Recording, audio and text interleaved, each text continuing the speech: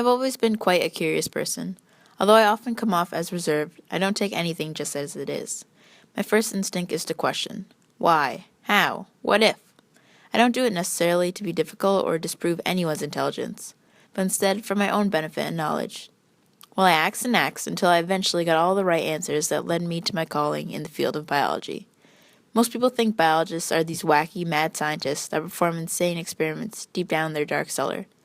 I mean, they are just like any other scientist, right? Wrong. Although this is only half true, a biologist can be narrowed down to someone who exclusively studies living organisms. You might know a few. I immediately fell in love with biology the first time I was introduced to it in the third grade. It's the only path I've ever taken. Whether this is because of my reluctance and stubbornness to leave it, or just the perfect void it fills in my life, either way I can honestly say that I'm happy where it has led me. My specialty? Hands down, human anatomy. Of all the aspects biology applies to, the human body is the most complex. This is why I find it the most interesting.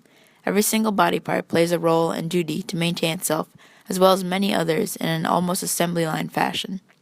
You may or may not have already realized this, but what happens to one part of the body can have rippling effects on other areas of the body as well. That kink in your hip last week and knee problems this week aren't necessarily signs of old age or bad health. In actuality, one of the nerves that serves the hip also serves the knee. It's not a string of misfortune, but reassurance that your body is responding properly in the way it should. Each individual component is programmed for creation to play a small but significant role in the overall function of the human body.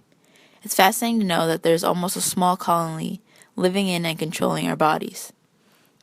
Biology is relaxed and also carefree yet reserved. With something stern and clear-cut such as math, it's either right or wrong, black or white. There is no in-between. In biology, there are ifs, ands, buts, maybes, and even sometimes on a Sunday. What happens once doesn't have to always be the same scenario, even if it is recreated in the exact same conditions. Experiments can be tested again and again and produce a slightly or even totally different outcome every time. That's why I love it. Nothing is ever 100% guaranteed.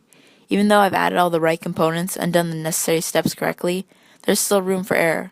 Sometimes an experiment, as does life, throws me a curveball, and the end result is much different than what I had originally planned. Yeah, but I wasn't in store for this. What do?